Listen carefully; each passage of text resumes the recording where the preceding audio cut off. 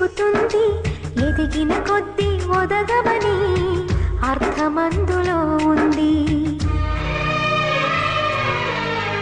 అపజయాలు కలిగిన చోటే గెలుపు పిలుపు వినిపిస్తుంది. ఆకులన్నీ రాలిన చోటే కొత్త చిగురు కనిపిస్తుంది.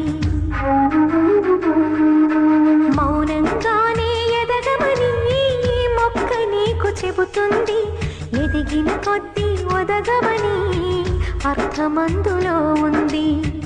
అపజయాలు కలిగిన చోటే గెలుపు పిలుపు వినిపిస్తుంది.